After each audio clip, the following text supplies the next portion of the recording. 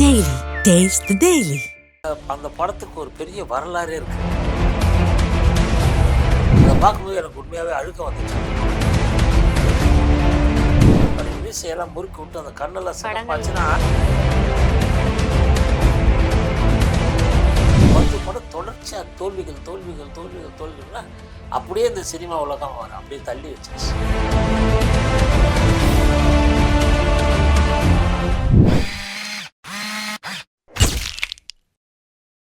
திரைமொழி நேயர்கள் எல்லாருக்குமே ஹாய், நான் தான் உங்களுடைய ரவீனா.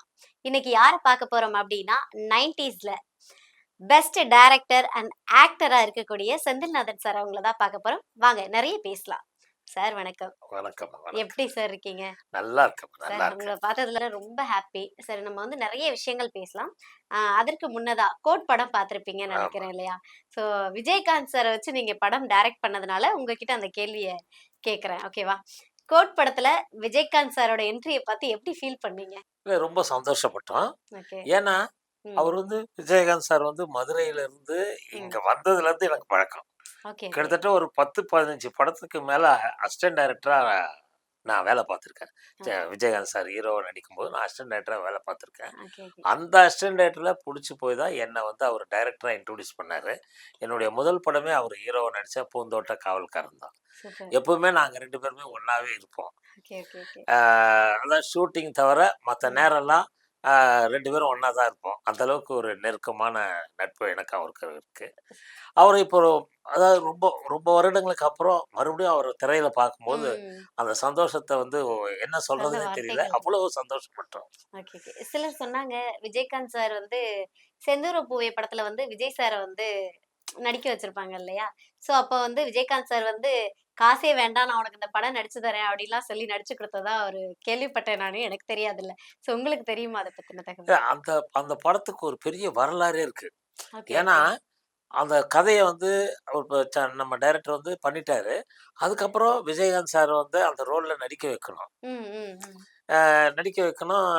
அதுக்காக பாவம் அவரும் கஷ்டப்பட இங்க இவருக்கு என்னன்னா தேதி கொடுக்க முடியாம ஒரு சூழ்நிலை இருந்தது. அப்போ நிறைய படங்கள் இருந்ததுனால கொஞ்சம் தள்ளி பண்ணலான்னு இருந்தாரு.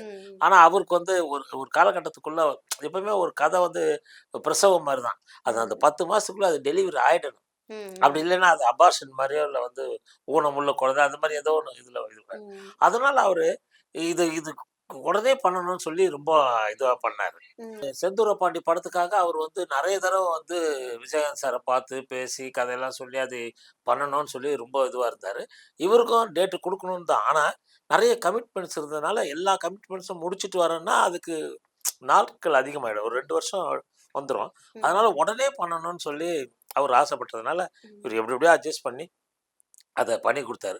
பண்ணி கொடுக்கும்போது அவர் என்ன சொன்னாருன்னா, விஜயகாந்த் சார் வீட்டு பக்கத்துல ஒரு பெரிய லேண்ட் இருந்தது டைரக்டர் சந்திரசேகர் சாருக்கு.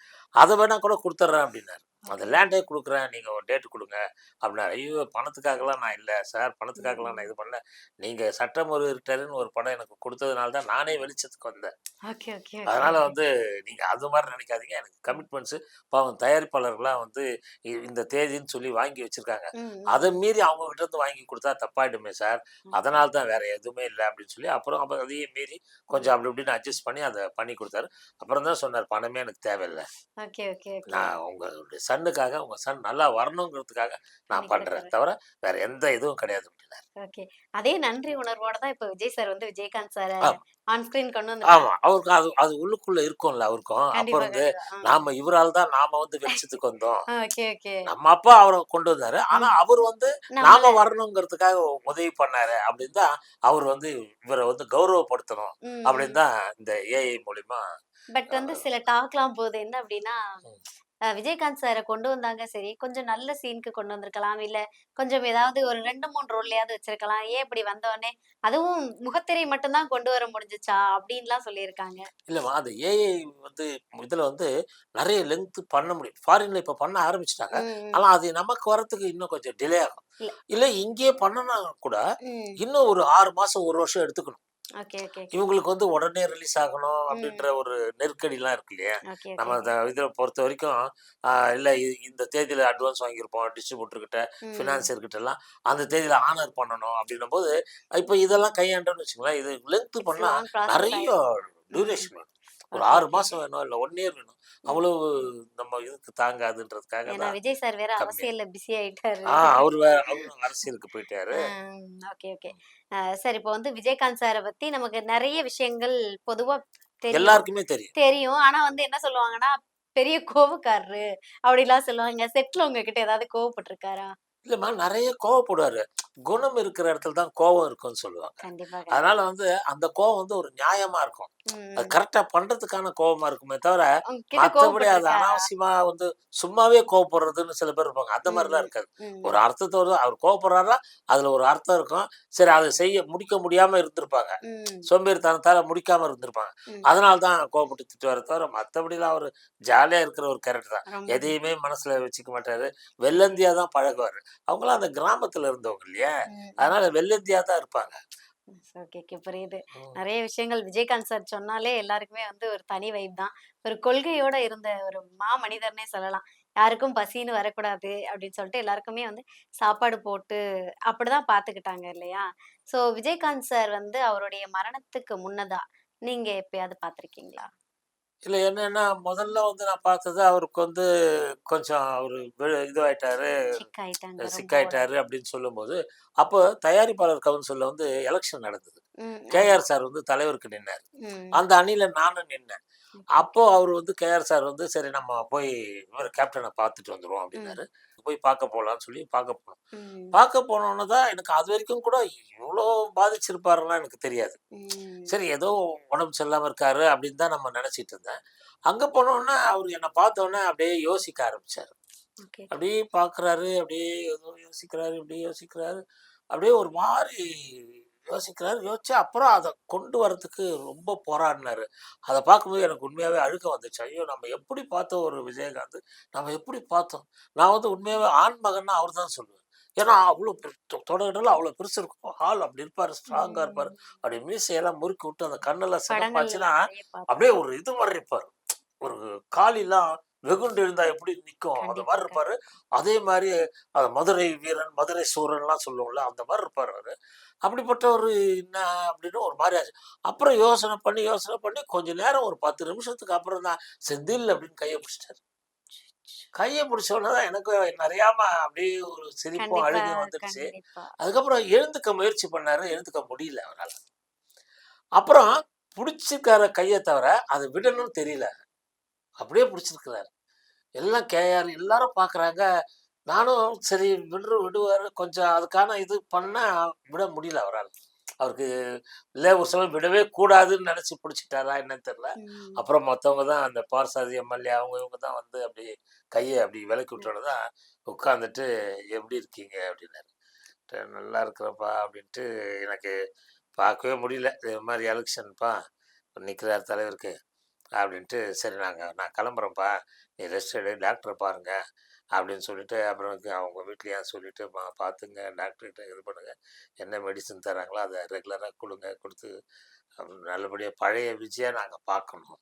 ம். பழைய அந்த கம்பீரமா இருந்த ஒரு விஜயகாந்த நாங்க மறுபடியும் பார்க்கணும். அவரு இறந்த மறுநாள் காலையில அதுக்கு முன்னாடி நைட்டு பயங்கர ஃபீவர் எனக்கு.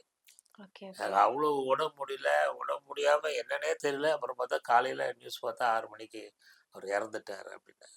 அந்த உடம்பு முடியாம கூட சரி போய் கடைசியா முகத்த பார்த்துடணும் அப்படின்னு போய் முகத்த பார்த்துட்டு வந்தோம். எப்படி எப்படியோ இருந்தோம் 2 பேரும் ஒண்ணா. அது ஓகே, ஓகே. அந்த பிரிவு வந்து விஜயகாந்த் சார் கூட உங்களுக்கு மறக்க முடியாத தருணமா அமைஞ்சது எது சார்? மறக்க முடியாத தருணம்லாம் அது நெறைய இருக்குமா. அதாவது ஓகே, ஓகே, 1 ஓகே. சொல்லவே முடியாத அளவுக்குலாம் இருக்கும். ஏன்னா, இப்போ பூந்தோட்ட காவல்காரன் வந்து நான் தான் உன்ன டைரக்டரா இன்ட்ரோடியூஸ் பண்ணுவேன். ம். வேற யாரும் இது பண்ணக்கூடாது. நான் தான் பண்ணுவேன். ஓ! அப்படின்னாரு. அப்படி அதையும் மீறி என்னன்னா, சரி பாவம் அவரு நடிகர் போய் நம்ம ஏன் சிரமப்படுத்தி அவர படம் எடுக்க வச்சு இது பண்ணணும். ஏன்னா, அவரு முதல் படம் உழவன் மகன் எடுத்தாரு. ம், ம். உழவன் மகன் ஒரு 200 நாள் ஷூட்டிங் போயிடுச்சு. Super, super. அதனால அதிலேயே அவர் வந்து என்னன்னா, "இனி படம் எடுக்கக்கூடாதுப்பா. நம்ம நடிச்சோமா, ம். சம்பளம் வந்துச்சா, வாங்கினோமா, நிம்மதியா ஏதாவது 4 பேருக்கு உதவி பண்ணோம், போணும்னு இருக்கணும். Okay, okay, okay. இந்த படம் தயாரிக்கிற வேலை நம்ம இதோட நிறுத்திக்கணும்" அப்படின்னாரு. ம், ம். அதுக்கப்புறம் தான் அவருக்குள்ள ஒரு ஒரு சின்ன ஒரு இது என்ன இருந்ததுன்னா, இல்ல செந்தில டைரக்டர் ஆக்கிடணும். ம். ஏன் டைரக்டர் ஆக்கணும்? உங்கள மட்டும் எவ்வளோ அசிஸ்டன்ட் டைரக்டர் பார்த்துருப்பாரு. கண்டிப்பா, நீங்க கண்டிப்பா. பண்ணது அவருடைய 80வது படம் தான். 80 படத்துக்கு ஒரு ஓ! படத்துக்கு 5 அசிஸ்டன்ட் டைரக்டர்ன்னு வச்சீங்கன்னா கூட கண்டிப்பா, 80 கண்டிப்பா. படத்துக்கு என்னாச்சு? ஒரு 500, 1000 பேர் அவரு அசிஸ்டன்ட் டைரக்டர்.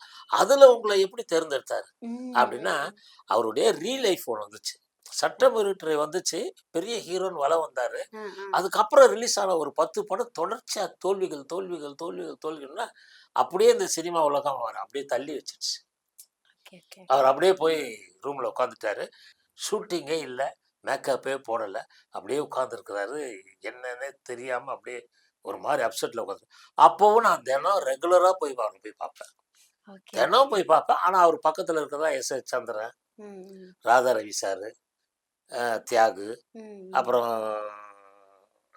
சந்திரசேகர் சார், வாகை சந்திரசேகர் ம், ம். இவங்கெல்லாம் உட்காந்துருப்பாங்க. உட்காந்து சீட் ஆடிட்டு அப்படி இப்படின்னு இருப்பாங்க. Okay, okay. நான் போவேன் பார்ப்பேன். என்னப்பா ஏதாவது கமிட்மெண்ட்ஸ் ஆச்சு யாராவது பேசுனாங்களான்னா, இல்லப்பா இல்ல செந்தில் மதுரைக்கு போயிட்டு வந்தேன் அப்படின்னுவாரு. பெங்களூர் போயிட்டு வந்தேன் அப்படின்னுவாரு. ம். அப்படியே ஒரு நிமிஷம் கடவுளை வேண்டிட்டு போவேன். ஐயோ படம் வரணும் அப்படின்ட்டு. இப்படியான ஒரு சூழல்ல சாட்சின்னு ஒரு கமிட்மெண்ட் வந்துச்சு அவருக்கு. ஒரு 2 வருஷம் இடைவேளைக்கு அப்புறம் ம். அவர வந்து டைரக்டர் சந்திரசேகர் சார் வந்து பி.எஸ். Veerappa sir producer. அந்த படம் கமிட் பண்றோம். Okay, okay. நானும் டைரக்டரும் தான் போய் மேட் மேக்ஸ்ன்னு ஒரு படம் பார்த்தோம் ஆனந்த் தியேட்டர்ல. ம், ம். அது பார்த்த உடனே இமிடியேட்டா டைரக்டருக்கு இத தமிழ் பண்ணணும் செந்தில் அப்படின்னாரு. ஓகே. வாங்க உடனே இது பண்றேன். நான் சொல்றேன் எழுதுங்கன்னாரு. அதே மாரி ஒரு ஒரு சீனா சொல்ல அங்கேயே தான் பி.எஸ். வீரப்பா சார் ஆஃபீஸ்லயே மாடியிலேயே தான் போய் உட்கார்ந்து எழுதணும். Okay, okay. எழுதி ஃபுல்லா முடிச்சோம். முடிச்ச உடனே ஐயா வந்து கேட்டாரு. பி.எஸ். வீரப்பா ஐயா வந்து கதைலாம் ரெடி பண்ணிட்டீங்க. யார் ஹீரோ வச்சு பண்ண போறீங்கன்னாரு. இந்த மாரி விஜயகாந்த் சார் வச்சு பண்ண போறோம்னா. சூப்பர்.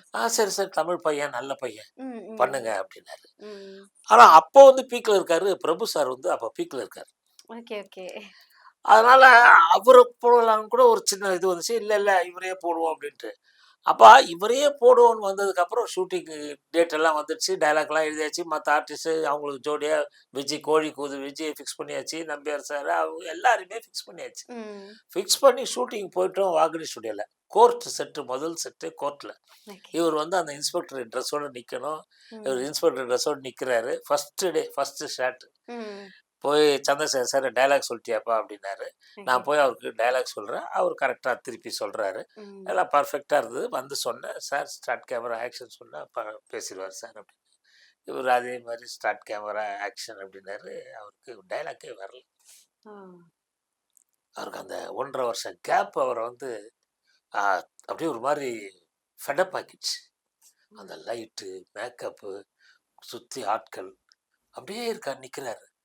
அப்புறம் கட்டன்ட்டு என்ன செந்தில் சொல்லுவாரு நீங்க?